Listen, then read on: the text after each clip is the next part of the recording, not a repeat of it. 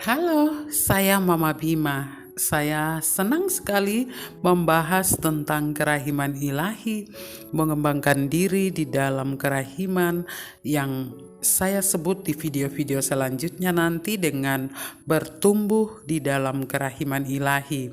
Dan yang ketiga adalah trip membawa dan menyebarkan kerahiman di pedalaman Papua. Pertama kali dengar jam suci dari saudara, itu saya langsung, oh itu jam kerahiman. Tapi menurut dia bukan. Jam suci ini berdoa 1 jam tapi di tengah malam. Lalu saya mulai kepo nih, cari informasi sana sini dan kebetulan selesai pulang Kongres Nasional Kerahiman Ilahi di Makassar.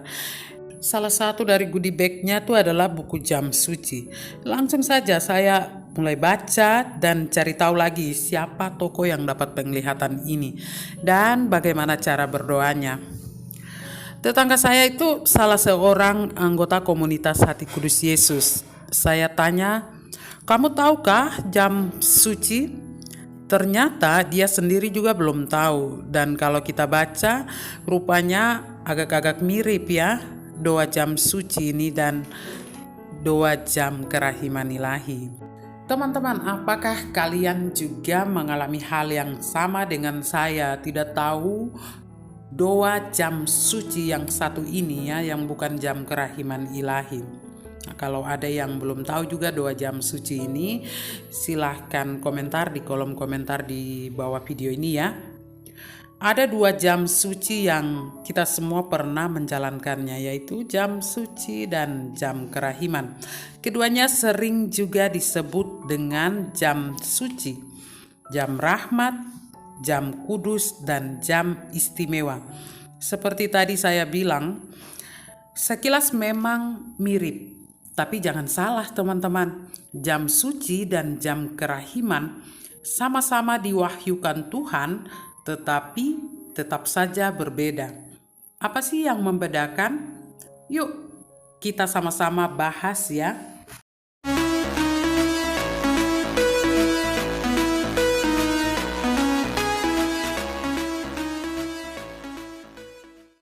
Perbedaan yang pertama kita mulai dari asal devosi ya teman-teman. Jam suci berasal dari devosi Hati Kudus Yesus. Kalau jam kerahiman berasal dari devosi kerahiman ilahi. Perbedaan yang kedua kita mulai dengan arti dari kedua jam kudus. Jam suci yaitu jam berdoa bersama Yesus di Getsemani. Setiap orang meluangkan waktu selama 1 jam berdoa bersama Yesus, berjaga-jaga bersama Yesus, menghibur Yesus yang mengalami kepedihan mendalam menghadapi pengkhianatan keji dan penderitaan hebat secara mental di Taman Getsemani. Jam suci ini biasanya dilaksanakan pada hari Kamis Putih atau yang kita kenal dengan Tuguran. Kalau jam kerahiman itu adalah jam belas kasih. Tepatnya dilaksanakan pada jam 15.00 atau jam 3 sore. Orang mengenalnya dengan jam wafat Tuhan Yesus di salib pada hari Jumat Agung. Jam yang melambangkan puncak dari penderitaan dan wafat Tuhan Yesus. Perbedaan yang ketiga terletak di waktu khasnya. Untuk jam suci, waktu berdoanya 1 jam pada malam hari, yaitu di hari Kamis Putih, dan pada setiap hari Kamis malam Jumat. Kalau jam kerahiman, waktu berdoanya hanya sebentar saja, beberapa saat saja ya teman-teman.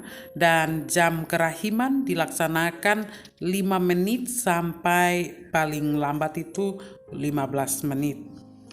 Jam kerahiman dilaksanakan tepat pukul 15 sore atau jam 3 sore pada setiap hari Jumat Agung dan setiap hari jam 3 sore. Perbedaan keempat terletak di tokoh.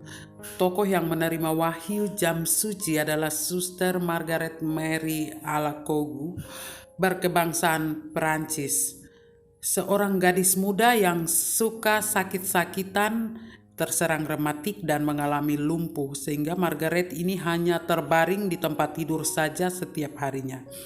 Dalam kondisi ini, Margaret sering berdoa secara intens kepada Tuhan dalam sakramen Maha Kudus dan Bunda Maria. Lalu ia mendapat penglihatan Tuhan yang salah satu isi wahyunya disampaikan kepada Margaret Mary adalah melakukan jam suci pada hari Kamis Putih dan setiap hari Kamis malam Jumat selama 1 jam. Ia wafat pada tanggal 17 Oktober tahun 1690 dalam usianya yang ke-43 tahun. Kalau jam kerahiman ilahi, tokohnya adalah Suster Faustina Kowalska, seorang berkebangsaan Polandia yang sering juga sakit-sakitan dan juga sering mendapat penglihatan Tuhan. Dalam wahyu Tuhan, Faustina diminta Tuhan Yesus untuk menghormati jam kerahiman ilahi dengan mengadakan jalan salib di hadapan sakramen Maha Kudus dan membenamkan semua orang-orang berdosa di jam kerahiman. Suster Faustina lahir pada tahun 1905 di Głogowicz, Polandia, dan beliau wafat pada 5 Oktober 1938 dalam usianya yang ke-33 tahun. Perbedaan kelima yaitu fokus utama. Doa jam suci diwahyukan Tuhan Yesus sendiri kepada Suster Margaret Mary untuk berjaga-jaga selama 1 jam di hari Kamis Putih menjelang penderitaan Tuhan Yesus dan setiap hari Kamis malam Jumat untuk menemani Yesus menghadapi penderitaan mengerikan dan meringankan hatinya dari rasa kecewa yang diakibatkan oleh larinya para rasul dan pengkhianatan paling keji oleh Yudas Iskariot yang selama itu bersama Yesus. Yesus juga meminta Suster Margaret untuk memohon belas kasihan Tuhan bagi orang-orang berdosa. Dalam 1 jam bersama Yesus di Taman Getsemani, kita merenungkan apa saja yang dialami Yesus ketika berdoa di Taman Getsemani. Yesus mengatakan, "Hatiku sangat sedih seperti mau mati rasanya." Yesus, Sang Juru Selamat kita, mengatakan bahwa ia mengalami kesedihan yang sangat mendalam, melampaui akal sehat manusia, yaitu penderitaan yang akan mendatangkan kematian baginya. Setelah mengatakan kepedihannya, Yesus masuk kembali lebih dalam ke dalam Taman Getsemani, di tempat ia sering menyendiri dan berdoa, untuk berdoa kepada Bapanya sepanjang malam. Kita diarahkan juga untuk dalam 1 jam itu mendengarkan apa yang dikatakan Yesus di Taman Getsemani. Dalam situasi yang mencekam, wajahnya terlihat ketakutan. Misinya sebagai penyelamat dunia makin terasa berat. Semua kekuatan jahat melawan Yesus, dan Yesus harus menghadapinya sendiri. Lalu dengan wajah yang pucat dan gemetar, Yesus mengarahkan hatinya kepada Bapa dan dengan rendah hati berkata, "Bapa, jikalau sekiranya mungkin, biarlah piala ini berlalu daripadaku." Tidak ada jawaban dari surga. Surga seakan tertutup bagi Yesus. Yesus makin sedih menghadapi situasi yang sangat sulit ini. Tetapi demi melanjutkan misinya, Yesus tetap bersedia menyelamatkan dunia. Ia ditinggalkan sendirian tanpa siapapun yang menopangnya. Pada waktu Yesus masih rebah di atas, seorang malaikat Tuhan datang dari surga untuk menghibur Yesus, tetapi bukan untuk meringankan kesedihan Yesus, melainkan meneguhkan Yesus dalam menghadapi tantangan Bapanya, menerima perlawanan dari dunia dan neraka. menyadari kehadiran malaikat sebagai utusan Bapa dari surga yang meneguhkan Yesus untuk melanjutkan misinya, Yesus berusaha dengan teguh melaksanakan misinya menyelamatkan dunia. Penderitaan dan pergolakan batin yang dialami Yesus hanya untuk satu hal, yaitu menyelamatkan manusia dari dosa. Dalam keadaan yang menyakitkan itu, Yesus berdoa memohon supaya ada sekelompok umat manusia yang akan mengikuti Dia sebagai murid yang baik dengan mengikuti teladannya, sehingga Ia dapat mencurahkan rahmat-Nya bagi semua orang yang dikasihinya. Sementara doa jam kerahiman yang diwahyukan Tuhan kepada Suster Faustina secara terperinci sebenarnya ingin mengalihkan perhatian manusia pada sengsara dan wafat Yesus pada hari Jumat Agung tepat di jam kerahiman, yaitu pukul 15.00 atau jam 3 sore. Tepat di jam itu semua orang berhenti sejenak dari seluruh aktivitasnya, khususnya berhenti secara mental dan pikiran untuk hanya sesaat saja membenamkan diri dalam sengsara Tuhan Yesus dan memohon kerahiman Tuhan bagi para pendosa yang malang. Yesus mengingatkan Suster Faustina demikian, "Setiap kali engkau mendengar bunyi jam yang menunjukkan pukul 3 petang, benamkanlah dirimu sepenuhnya dalam kerahimanku.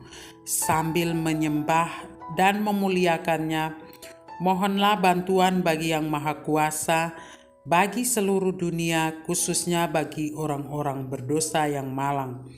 Sebab saat itu kerahimanku terbuka lebar bagi setiap jiwa." Jam 3 adalah jam Yesus wafat dan merupakan puncak penderitaan di kayu salib. Jam 3 sudah lama dianggap sebagai jam suci dan waktu untuk memohon belas kasih Tuhan, karena di jam ini akan memperoleh semua rahmat bagi kita sendiri dan bagi orang lain melalui doa kita. Pada jam ini Tuhan berjanji untuk tidak akan menolak apapun bagi orang yang memintanya sesuai dengan kehendak Tuhan. Jadi dalam jam kerahiman itu kita membenamkan diri dalam sengsara Yesus dan juga membenamkan orang-orang berdosa serta mengadakan jalan salib. Kalau tidak bisa menjalankan jalan salib karena terbatasnya waktu, karena kesibukan, karena sakit, maka kita dapat merenungkan sengsara Tuhan Yesus. Meskipun mungkin ada orang yang tidak bisa melakukan jalan salib di hadapan sakramen Maha Kudus secara rutin, setiap orang dapat berhenti sejenak secara mental dan merenungkan penderitaan Yesus mulai dari Getsemani hingga wafat di salib. Jadi jam kerahiman adalah elemen penting dari devosi kerahiman ilahi. Kalau tidak bisa meluangkan waktu setiap hari di jam 3 petang untuk merenungkan dan memahami belas kasih Tuhan dan pengorbanannya yang dilakukan Yesus bagi umat manusia, bagaimana mungkin kita bisa memahami tujuan berdoa koronka, menghormati gambar kerahiman, berdoa novena, menyebarkan kerahiman ilahi, dan terutama merayakan pesta kerahiman ilahi. Sengsara dan wafat Tuhan Yesus mengajarkan kita tentang apa itu belas kasih sejati. Bagaimana kita dapat bertumbuh dalam kasih Allah kalau kita tidak percaya kepada Yesus. Kita akan selamanya berdiri jauh dari Yesus, takut, bingung, panik, dan tidak percaya. Tetapi Yesus mengerti kenapa kita bersikap seperti itu.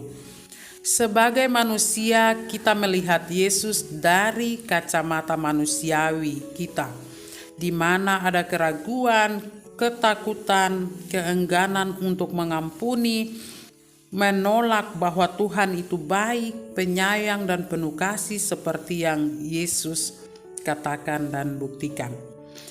Karena alasan-alasan inilah, maka jam kerahiman sangat penting untuk dilaksanakan setiap hari pada pukul 3 petang.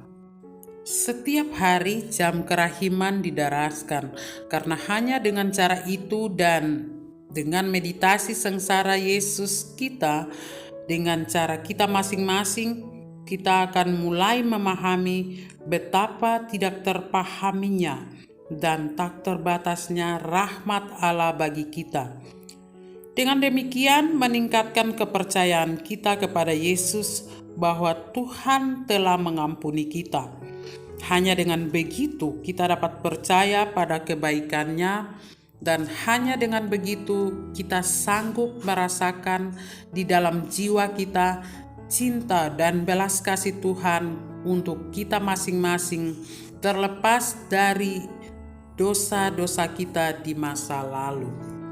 Nah teman-teman, dari semua yang kita bahas tadi, kita jadi mengerti bahwa ada berbagai cara untuk merenungkan dan menghormati misteri sengsara Tuhan Yesus Kristus. Dan semua itu sungguh-sungguh menolong jiwa kita untuk menghayati cinta dan belas kasih Kristus melalui penderitaannya yang diawali dari Taman Getsemani sampai ke Golgota. Teman-teman, saya senang sekali bisa berbagi hari ini, dan kita ketemu lagi di video berikut. Bye-bye.